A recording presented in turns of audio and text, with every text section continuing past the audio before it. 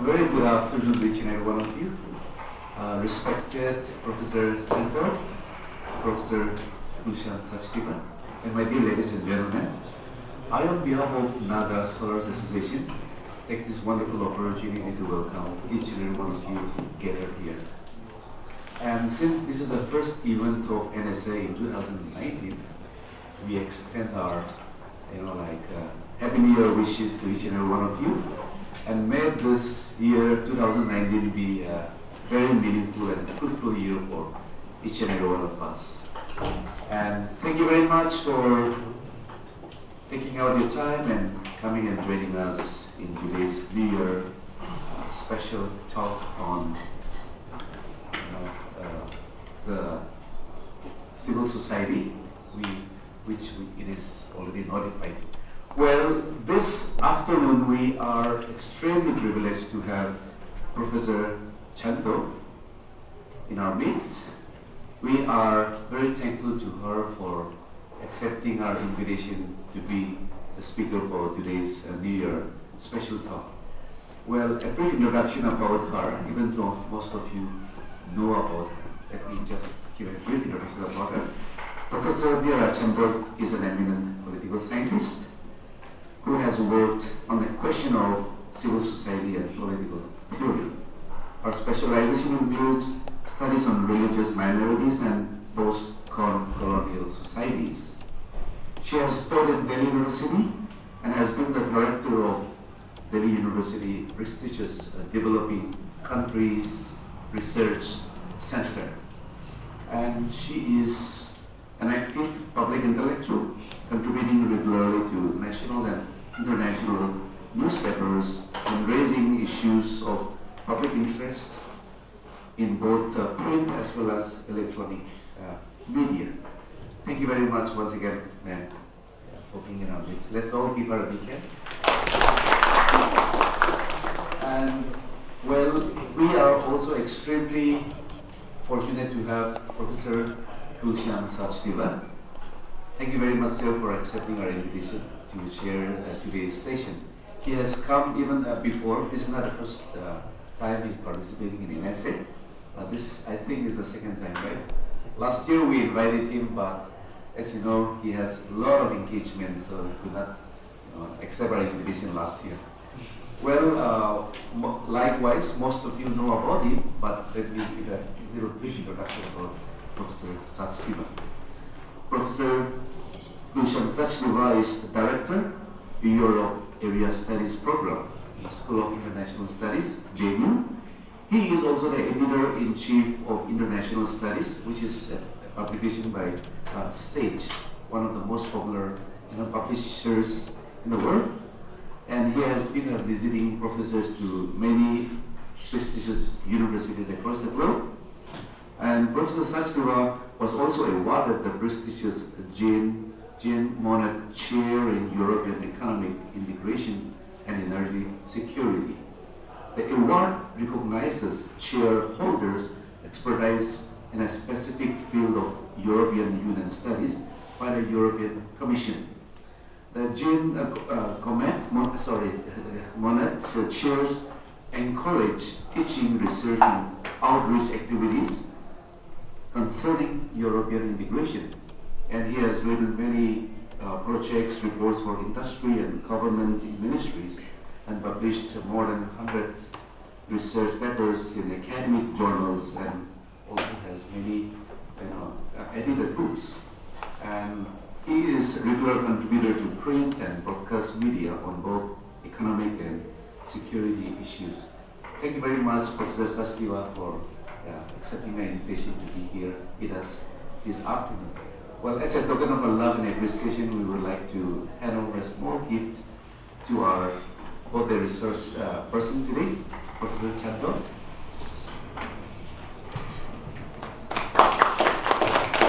Professor Sachdeva. And we also have a small another token of love for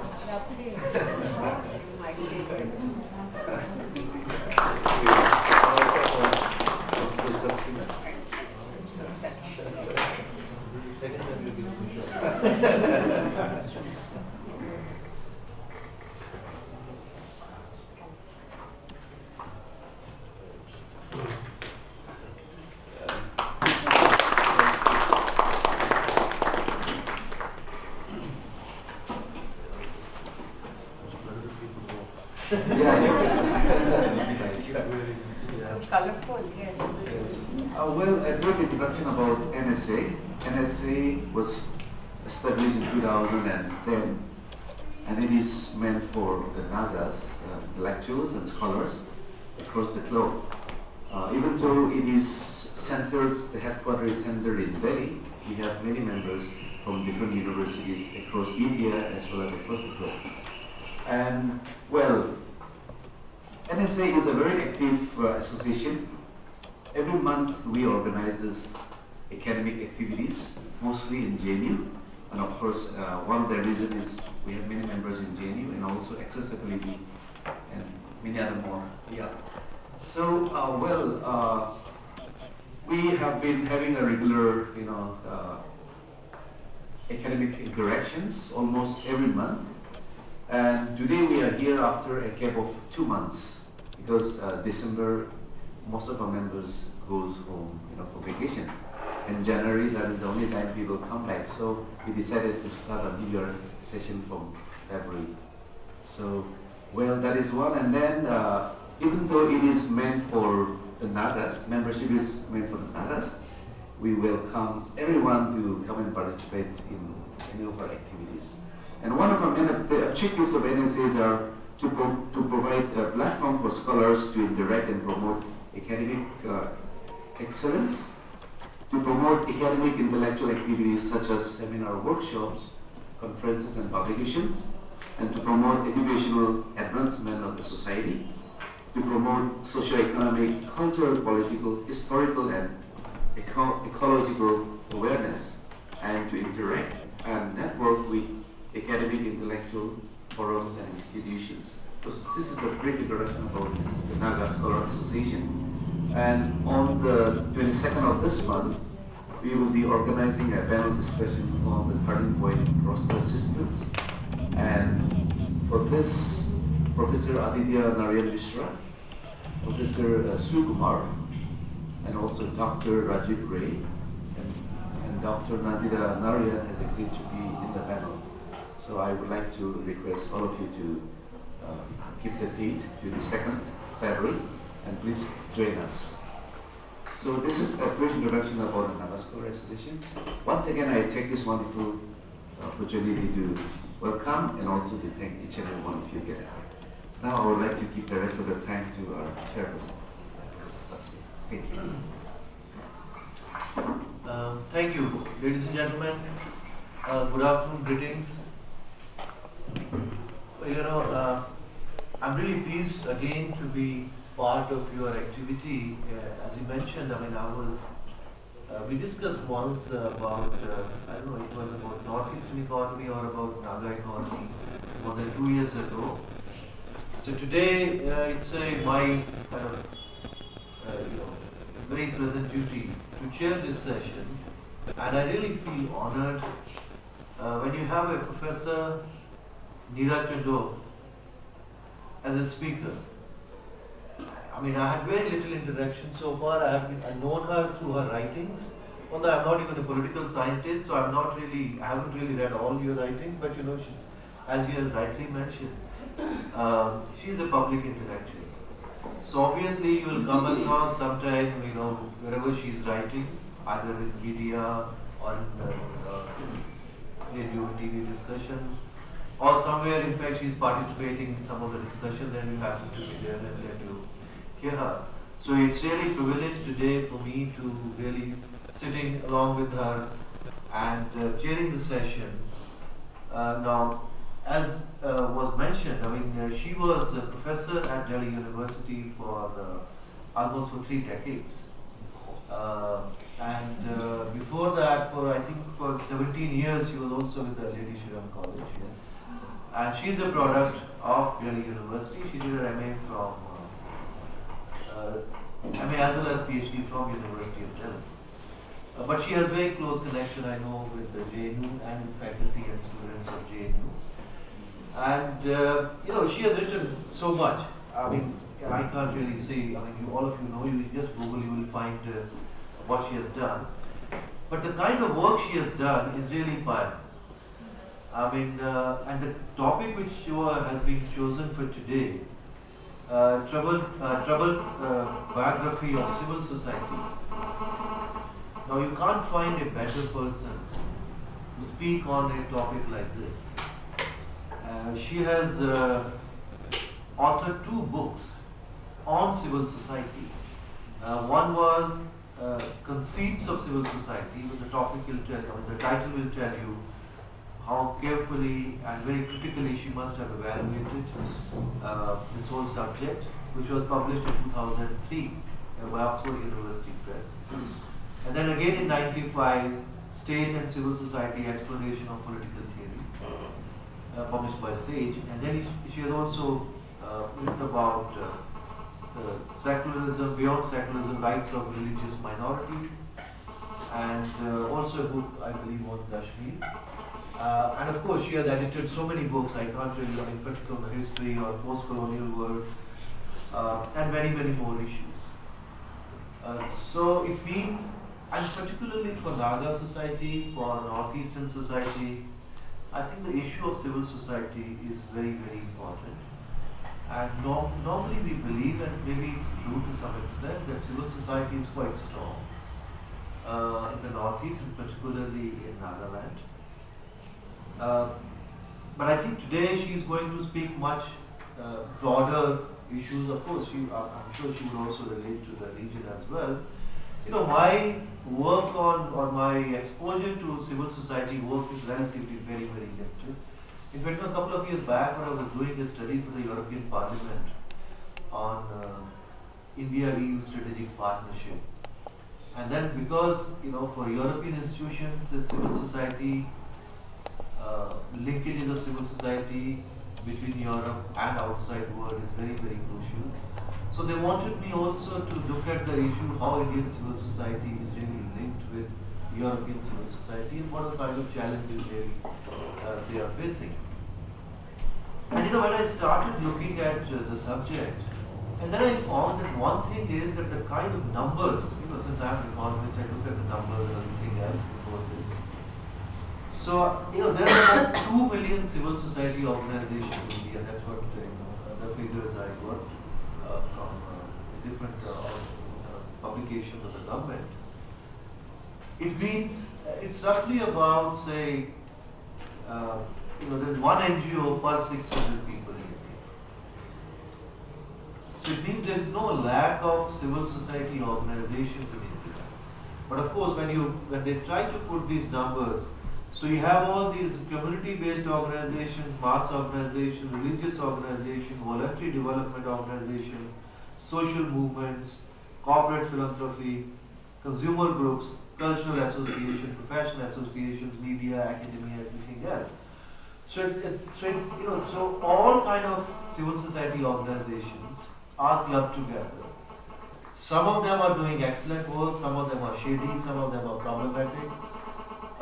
But nobody can deny that you do need civil society, very strong civil society for any healthy democracy. And the issue actually what was really worrying to us was, of course, I mean, civil society normally, you know, in India and all over the world, many of them are also very much part of you know, political parties, or they're linked to political parties.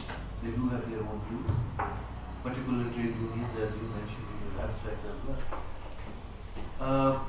But you know, and most of the time civil society organizations, because they do closely monitor state activities, government activities, what government has not been able to deliver. So obviously they do not have very, very comfortable relationships with the state. That has been broadly the situation all over the world. In some cases things are pretty bad, in some cases they have been able to co-opt, some places they are able to kind of accommodate.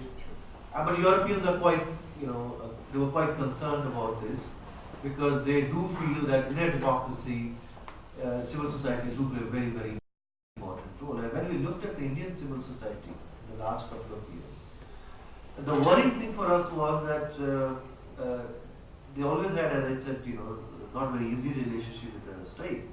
But now in the last few years, civil society is really under stress. For various reasons. I mean, I don't have to elaborate, you all know this. So as a result, many of the issues which were raised by European civil society and the kind of linkages they had developed because they're common cause, kind of, whether they're talking about human rights issues in Kashmir or in Northeast or other Naxal areas or many other places, or the issues of death penalty or all those kind of issues or environmental issues. So obviously they felt that some of those civil society organizations in India, they were doing very good work, and they were able to raise awareness with the help of some of the European civil society organizations also, because they were also having the global network, global funding and everything else. But now in the last few years things are really bad for them, because now, because of the political situation in our own country and to some extent even globally, the funding is also reducing to many of those civil society organizations. Because if I was looking at resources coming from the European Union institutions, they are more or less continuing, and particularly, but at the same time all the member states from the European Union, since they feel that India has somehow, the level has gone up, so they have started moving more towards other countries, particularly Africa and many other developing countries. So the funding is really drying up. So once you do not have funding, because the state means basically then you have to really depend on funding from Indian government or the state government, the union government or the state governments here. So most of these state governments are also using them because many of the the services which the governments are not able to provide. So they are using them to kind of provide those services, whether it's a health or education or sanitation or anything else. Now that's useful, but that's one.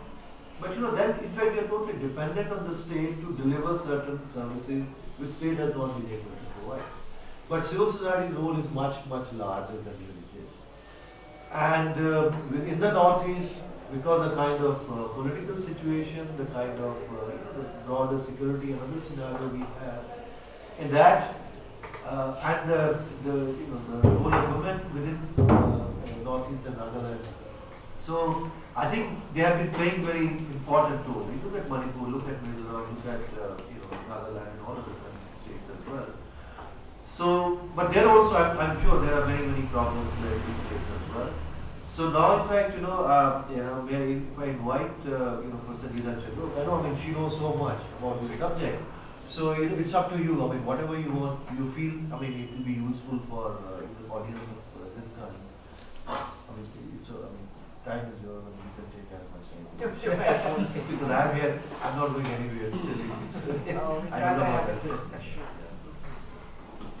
Thank you so much, Gulshan.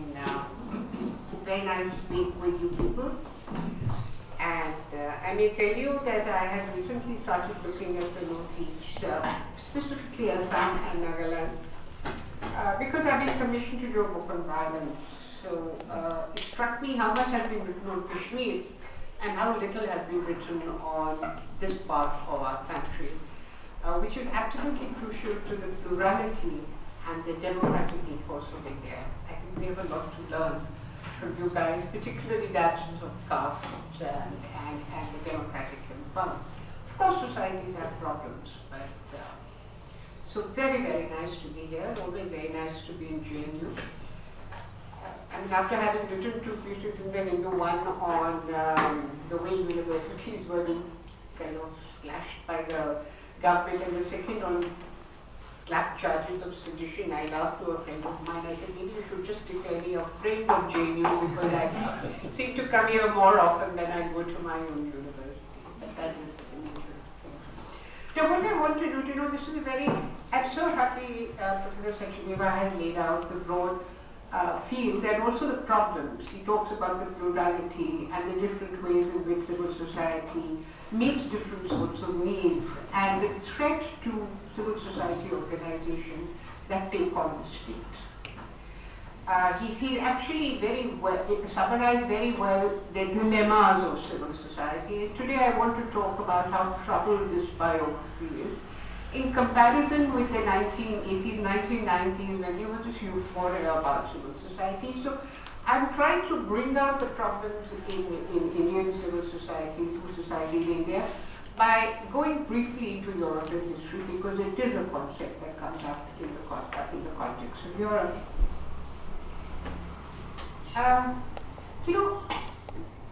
Let me briefly talk about the resurgence of civil society, when civil society was reinvented globally, and this was in 1989 when East European states fell, Stalinist states in East Europe.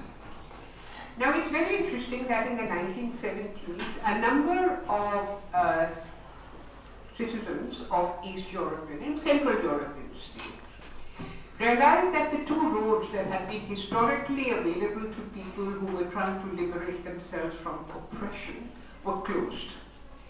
The first was the road to what we call revolution from above, when the state carries out a revolution, like in Germany and in Japan in the latter part of the 19th century.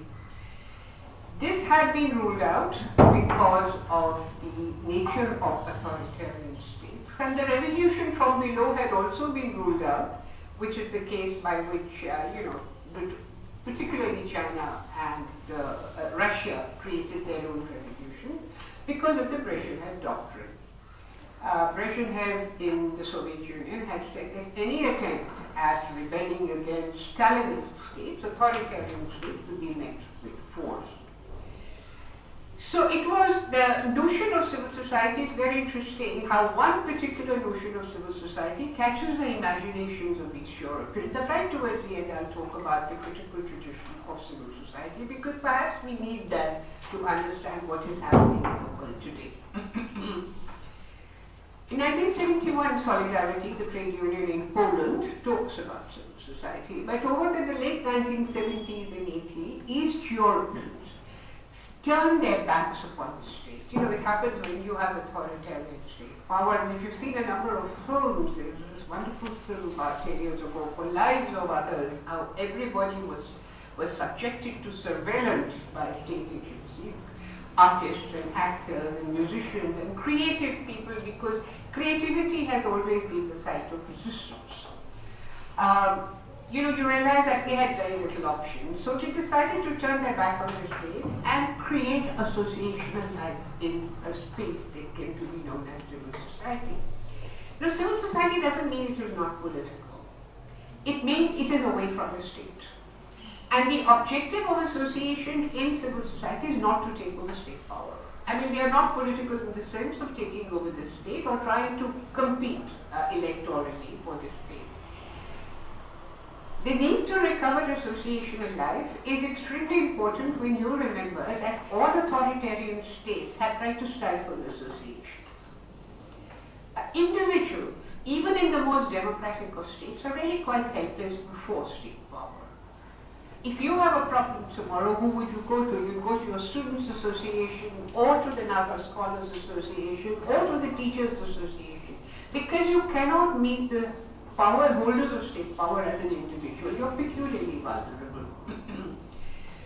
So, authoritarian states have always tried to break up association, because once you have associations, that is the site of thinking, reflection, debate, discussion, the growth of new ideas, and ultimately revolts against the state. Now, they declared themselves, they're not interested in taking over state power. And secondly, ours is a self-limiting revolution. It's a very interesting phrase, self-limiting. They were not interested in creating a revolution of the kind that had been seen in the world, China or the Soviet Union or Russia in the early decades of the 20th century. They were basically interested in getting people together, and therefore counteracting the politics of individuality, which were very characteristic of authoritarian states. So they got together in soup clubs, film clubs, discussion groups, book reading associations, and you had the birth of civil society. Now it's interesting that this self-limiting social revolution in 1989 actually transformed itself into a political revolution when so many people on the streets of the major capitals of East Europe, starting from East Berlin and Prague, in Czechoslovakia, in Yugoslavia, all of them stood up and said enough. And so many powerful states fall, like the proverbial house of cards. Because when states shut themselves off from citizens, they don't even realize how vulnerable they have also become. And suddenly a self-limiting social revolution becomes a political, peaceful, velvet political revolution. States fall, and what are their demands? You know, it's not a kind of demand of social transformation, agrarian change. It is 3 or 4 very limited demands which are characteristic of democracy. I mean, the quintessential liberal John Locke could have well written the script. They wanted limits on state power, rule of law, that governments must function according to institutions. They wanted free markets. They wanted individual rights. And they wanted the right to liberty of expression and liberty of association. When they fell, suddenly the free civil society, which is because it brought an end to the Cold War and it also brought in part the end of East Europe. Incidentally, many states broke up immediately afterwards. Yugoslavia broke up, Czechoslovakia broke up, and you have the rise of nationalism, but that's a different story. Here you have the West attaching itself to the concept of civil society, and the number of books that were published around the early 90s, Jean Cohen and Arato, Civil Society and Political Theory, trace the concept and argue that the only route to democracy was through civil society for 2 reasons. One is the Justice John Curran had said in the 17th century, eternal vigilance is the price you pay for democracy. You have to keep a watch on the state. You have to, as Professor Sachdeva said, monitor the state. Now when you monitor the state, right, in a way you are bringing the state to task for its absolute commission. You will realize that the crackdown on civil society in is not being on Amnesty Bangalore or the arrest of Ananti Jumle or of Gautam Navlakha or Sudhabhat of Bharadwaj. In a way, human rights activists who have given voice to the Adivasis, who have given voice to the Dalits, and they are seen as a threat to state power. I personally think it's a very short-sighted activity because immediately the oppressions of the state come up, and we'll come back to Gramsci towards the end of the talk. But in a way, civil society is not asking for revolution in the classical Marxist sense or in the Maoist sense, distribution of resources or imposition of equality. They have one demand: freedom and limits on the state. But in a way, that it is the task of ordinary citizens because all states possess an inexhaustible will to power. Now, in a way, that will to power can only be met if people get together, talk about what's happening and what should be happening. So, in a way, you have civil society acting as a watchdog. Civil society is latched on, the concept, by a number of Western dominant groups, as well as funding agencies. It is taken up by European policymakers that this is the route to democracy because this is what East Europe has thrown up. And in a way, that period tended to glamorize civil society. It tended to glamorize civil society because they spoke of 3 spheres of human interaction. This is particularly perceptible in Cohen and Arato, which became a very basic text, much read text, very complex book, but the history of Ireland in the West. The state, if you divide human society into 3 sorts of sections or segments, the state is marked by the logic of power. The market is marked by the logic of profit. Civil society is marked by the logic of solidarity or of associational life. The problem is that they tended to divide human society into discrete little. I'm trying to remember. There was a journal which was brought out from East Europe. I remember. I think it was called. It was not called Demos. I just remember. But it was a journal that stopped publication after some while. They talked about the importance of deliberation and debate, and they talked about civil society as the only route for democracy, which was validated when in 1985 in Brazil, people just got onto the streets and fought the military regime and restored the army to power. There are two things you have to understand about civil society. Our national movement was a peasant-based movement. Civil society is urban and it is based on professionals. It doesn't have any role for the rural. You know, it is about students and teachers and doctors and lawyers and human rights activists and all kinds of professionals just coming onto the streets, gherraus, dharnas, protests, lobbying, going to the court, and in a way safeguarding the Constitution. You know, when I was young, we were a romantic, left-oriented generation. We thought constitutions are bourgeois institutions. But today we've realized actually you need the Constitution because you have to organize government power. You have to see that power is organized according to certain processes. And the more I read about the Northeast, because I'm doing it as a part of a book on violence, which is hopefully going to be a popular book, the more I realize how the Indian state, and you know better than me, has departed from processes and procedures when it comes to states of the Northeast. Because the army has been part of it since 1947, the Naga Declaration of Independence. Now, in a way, this is not the way a democratic society is supposed to behave, and obviously you have resistance, both violent and non-violent. But this comes as a matter as a result of abuse of state power. So you have the current dominant discourse in the 1990s being that of constitutionalism, judiciary, socialism. The second problem with civil society, the first is that it is seen as independent of the state and of the market. And you cannot have a sphere of action in society which is independent of other spheres. See, if you have a patriarchal state, a society, you're going to have a patriarchal state. And if you have a patriarchal state, it's very naive to assume that your civil society is not patriarchal. Of course it will be patriarchal.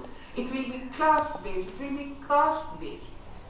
What you then have to think of, that civil society is not the answer.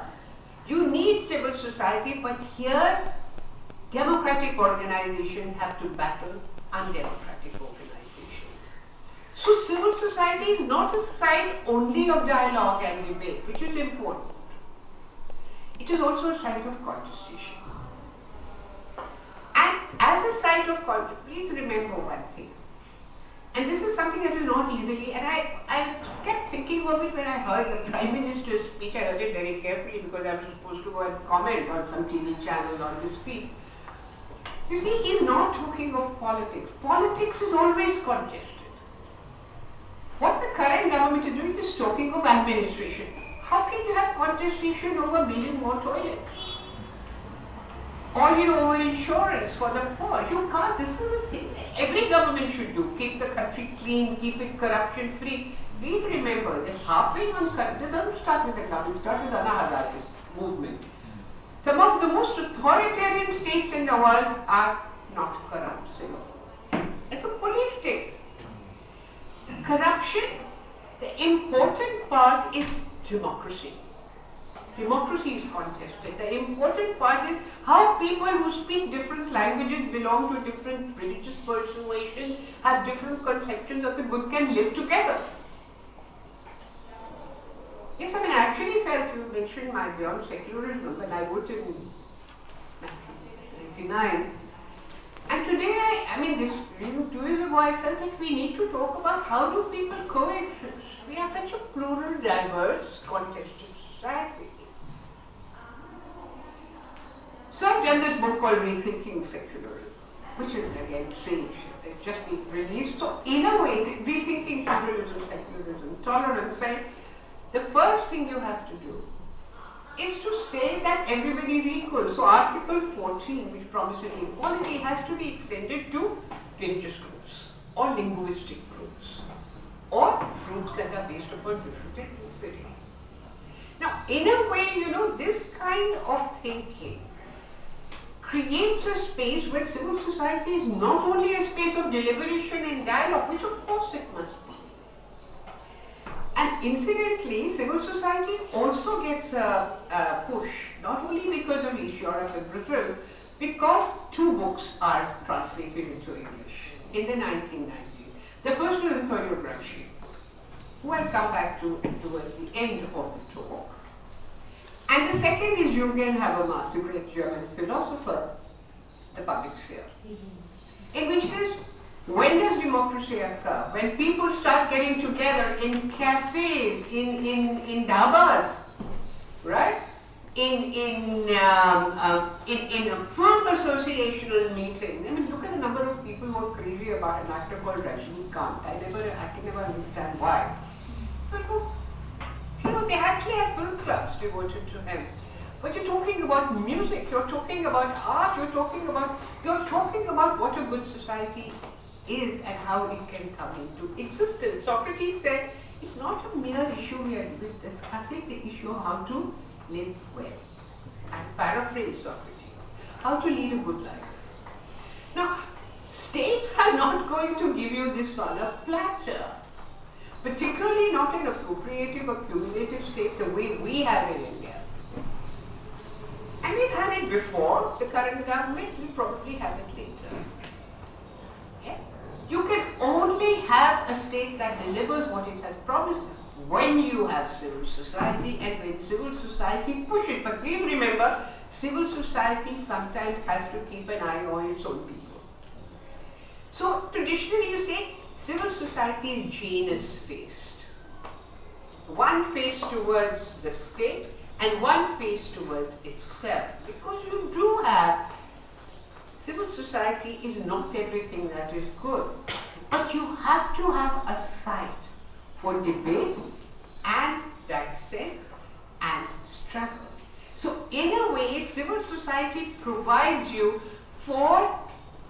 provides a space where you exercise the rights of citizenship. Yes? You're not passive individuals who sit back and just wait for the state to give you. And if I may come back to India, you see, in India, in the West, civil society comes up. This notion of civil society as a space where individuals get together to deliberate and talk about what is the good life is not a feature of Greek societies. Because in Athens, for instance, ancient Greece, in Athens, for instance, they had a very limited notion of citizenship. Only the property-owning Athenian-born male was a citizen. And according to Aristotle, what was it that he was supposed to do? He was supposed to talk, engage in deliberation and dialogue 24/7. Yes? What is a good life? How can it come into existence? No, what the good life is a matter of discussion and debate. What good life was for the Athenians is not what good life was for John Rawls. Plato tells you, this is justice for the state and for the individual, but you live according to your inherent ability. John Rawls said, leave individuals alone. Just design procedures and institutions that will give them freedom. Yes? So in a way, what the good life is. Now, there was no civil society in ancient Athens. Then they could not conceive of a space outside politics. Civil societies actually developed in Scotland of the 18th century. Scotland becomes a commercial power, a trading power, and you have a certain, Scots have always pride themselves on their culture, their civilization. When you have a number of debates, not only on philosophy and ethics, you also have a number of debates on what should we do to become a good society, ethically, yes, culturally, aesthetically. The phrase civil society is invented by a philosopher called Adam Prof, in which he said civil society is a property of commercial society. See, capitalism has not yet come onto the horizon. These are trading societies. Civil in this sense, it actually means polite, civilized. Something that is aesthetically developed, well developed. Adam Smith, civil society is a property of societies that are mercantile. Yes? And there have a whole range of theorization in between. Unfortunately, they were precisely the philosophers who said only Western societies have civil society. This is the beginning of colonialism. They don't have civil society. They are not developed enough. So civil society, or the quality of civility, and you have this focus on painting, on art, on music, everything that makes for a civilized society, but that doesn't apply to colonies. Yeah? Colonies are primitive. Colonies haven't learned to distinguish between religion and philosophy. Colonies are not bound by economic ties, they are bound by organic ties of blood. So in a way, this phrase civil society comes about in Scotland as a space for people coming together to create beauty. And they could do it because they had a certain measure of influence. Oddly enough, this doesn't happen in England. It happened in Scotland because the great Scottish Enlightenment, they pride themselves on the Scottish Enlightenment. The notion of civil society in the liberal tradition is given a flip by Tocqueville. It's given a more political space. De Tocqueville, who had never been to the United States, wrote a book called Democracy in America, French aristocrat. And he asked the question, how does America itinerate? How does America survive? Because it's not a feudal country. They have no guilds, they have no castes, they have no classes. And he said the secret of democracy is association in life. And his argument in Democracy in America is that Americans have a unique ability to create associations. Parent-teacher association, football clubs, soccer clubs, they didn't have films, music society. You see, the idea is to build up an associational life which is independent of the state. Because if you're a handmaiden of the state, you cannot question the state. Because then, and this is the time when Adam Smith has said the state should get out of our lives. Yes, we are able to regulate ourselves. Now, individuals cannot create themselves or create what is possible through their own talent unless they associate. And society means that it is self-regulating. It's very interesting that Tocqueville borrows from Adam Smith. Particularly, Adam Smith has a second book apart from The Wealth of Nations, which was called The Theory of Moral Sentiments, in which he said, what keeps us together? These are the anxieties of a society that is becoming modern, where your families are breaking up, your communities are breaking up, you're becoming urban, how do you live with each other? Adam Smith said we have a gift of sympathy. We are able to imagine what the other person is going through because we can project ourselves. So you see this problem, how do you live together? Not through the state, as Athens had said. Not through the market, as a classical political economist in Scotland has said, in civil society. So there is this notion of a space that is independent, both of the market and of the state, where people get together to talk, to create, and this has given rise to the notion of dialogue. A lot of India's most difficult problems will probably be sorted out only if they get together and talk to each other. But Indians are such a hierarchy. Mainland India is so hierarchical that half the time you won't talk to others because you don't think they're of the proper caste or of the religion. And the moment you closet yourself into ghettos, you're becoming uncivil. So the space for associational life in liberal theory is diametrically the opposite of the political society in Athens. You have two kinds of meanings to civil society: Scottish Enlightenment, civil as in civilized, and de Tocqueville, civil as in non-state. It doesn't mean you're not affected by the state. Of course you are. Now, it is Tocqueville's meaning of civil society that informs East Europe. Associational life. In a way, therefore, civil society in Europe is the product of two developments. One is the separation of the state from the economy. When the state gives up regulating the economy, the market becomes independent and self-regulating. And you see, you have to understand that when the market becomes the dominant ideology, the dominant institution of society, it also breeds anxieties. Because what is the ethics of the market? Self-serving interaction. I see you as an instrument to my own ends. The autonomy of the market and the separation of the state. The second is the development of a sphere of freedom. I am free to talk to you. I am free to, but if I don't want to be a part of debate, nobody can force me. It is the spirit of freedom. This is the dominant notion of civil society as it emerges from, I'm paraphrasing a great deal, but two dominant kind of works. One is Tocqueville, the earlier work, which is Scottish and by in India. How does civil society develop? It doesn't develop as a function of a dominant or an autonomous market.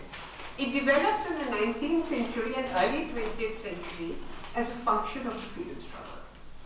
And more importantly, not even the freedom struggle, the social reform movement, which came up in mainland India, where you looked at the position of women, you looked at the notion of the caste system, you looked at the problems in Hinduism. So a lot of organizations that come out are social reform. And it's interesting that a lot of social reform movements come up in industrial cities like Ahmedabad. Yes? You have these social reform, people must learn to be clean. The problem with Swachh Bharat comes to us from the late 19th century. Cleanliness, and please understand, cleanliness in India has always been correlated with caste. Even Gandhi started his cleanliness from Dalit bastis. It's very unfortunate. Same thing happened with the current government. They start their project from a Dalit basti. You know, so it's a very unfortunate notion that cleanliness is always associated with caste. You have Gandhian associations.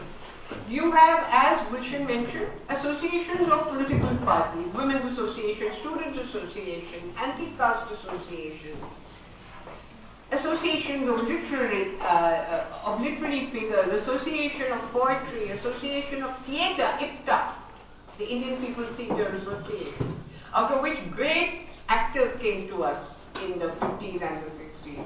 They were a product of the development. It was not connected, like in the West, to the emergence of an autonomous market. Civil society kind of retreats in India after 1947. Because I remember talking to a very senior person who incidentally is the father of the anchor, one of the very important media persons, Srinivasan Jain of NDTV, NC Jain, actually Jain. And he said, we thought in 1947 the country is in safe hands, we retreated. He's a Gandhian. He was a Gandhian. And then comes the emergency, 1975 to 1977. Emergency pulverized our freedoms. Yes? But after the emergency, something very important happened. And that shows how attached people are to the notion of freedom. Equality is a difficult concept. But freedom is our primary impulse. Immediately in 77, the first association that comes up, what came to be known later as Civil Society, Civil Liberties Association. Women's Association as a result of the Mathura rape case. Anti-Dalit movements have made their presence in 1971 with the Dalit Panthers in Maharashtra, but now the anti-caste movement, the environmental movement, and most important of all, the anti-dam. In Narmada Valley, 1984 and so on. The interesting part is, what is happening in India? After the desperation with political parties, after Mrs. Gandhi has declared the emergency, you suddenly realize these political parties will not going to give you anything. Yes? They have raised no meaningful issues. Till today, we were just discussing what is the political discourse. You know, if Mr. Modi can say all kinds of things about the Gandhi family, I'm sorry, Mr. Rahul Gandhi is also indulging in very uncivil talk. He should not be. He is the Prime Minister of India. You may not agree with his beliefs, but you can give the Prime Minister status, respect. Similarly, the Prime Minister should understand that the opposition is a very integral part of parliamentary democracy. Without an opposition, you can't have a parliamentary democracy. So when Mr. Amit Shah says, Congress Mukt Bharat, then what are they working towards, a one-party state? There is a problem, you see. The second part is that when you hammer at me, 69% of the electorate in 2014 voted for parties that have become the opposition. Only 31% voted for the BJP. Now, they are there because people voted them. And as much representatives as you are, how can you demolish the opposition? The opposition in England is Her Majesty's opposition. It has an official status. The leader of the opposition is status of a cabinet minister.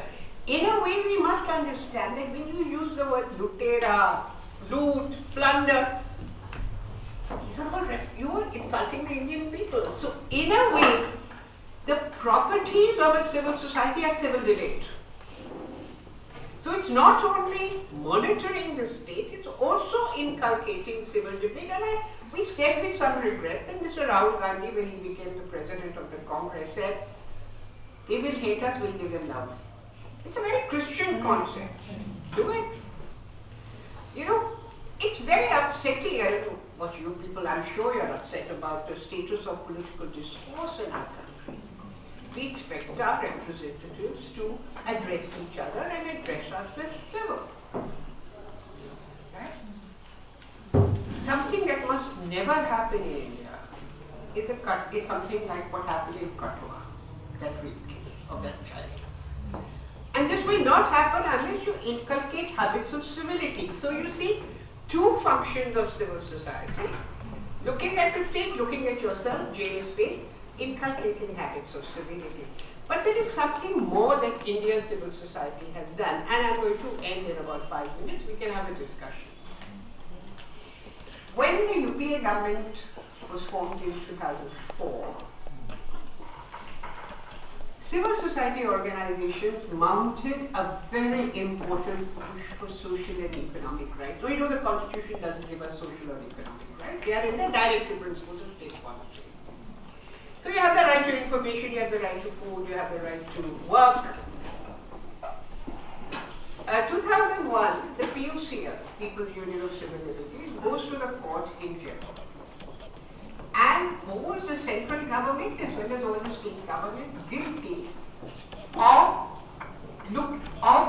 actually watching when their people starved.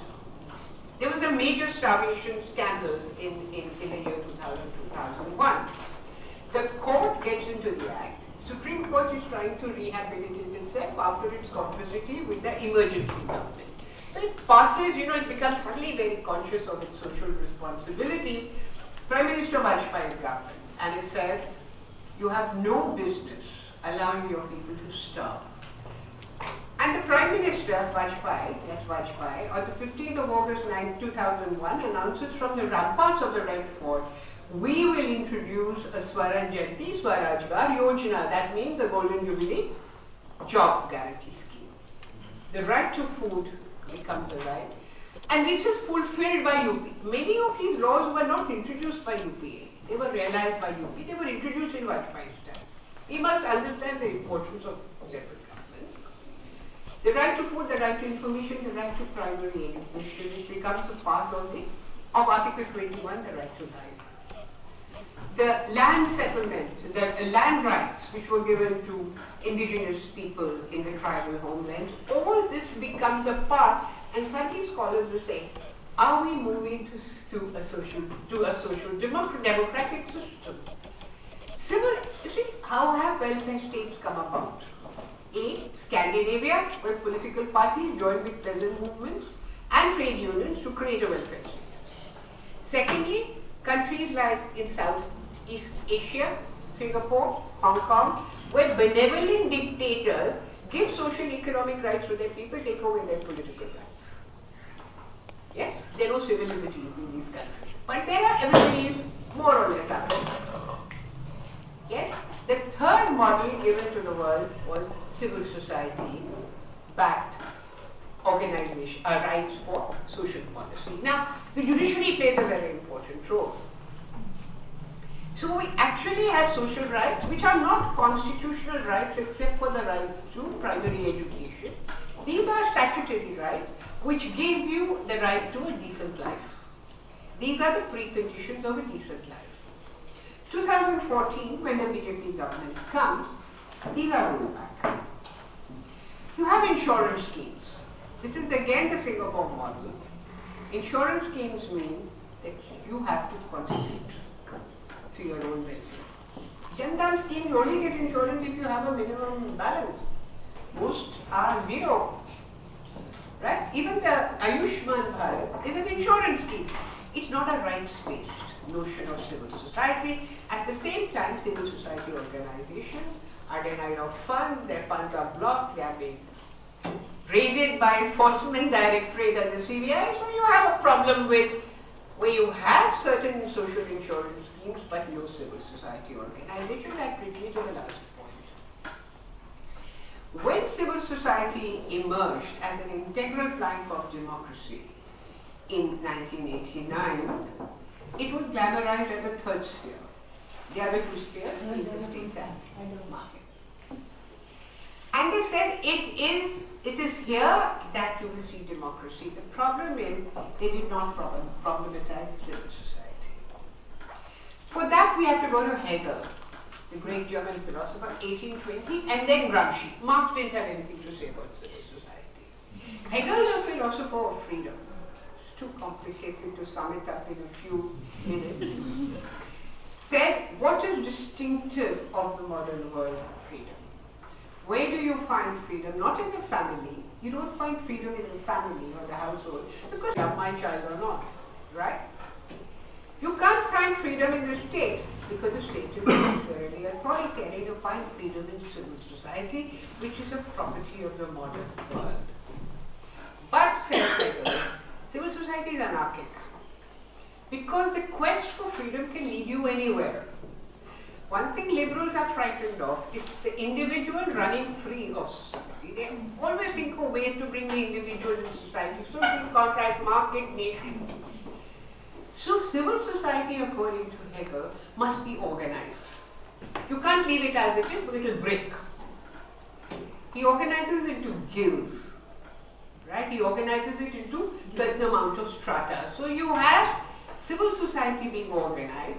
It is the crucible of freedom, but it can also lead to anarchy.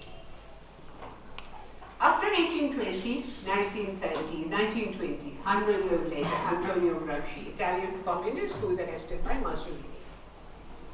He started wondering while in jail, why is it that revolutions have not happened in Europe the way Marx had predicted? Why is it that they happened in Russia, which is a semi-feudal state, Tsarist Russia? And then he said Europe has not had a revolution because Europe has civil society. You have freedom of expression, and when you can deliberate and debate, and that's what the message one will give to defenders of violence, the Maoists in India, for instance. That freedom is like a wall of pressure cooker. It allows the steam to escape. When you do not have freedom of expression, you have a society which will explode.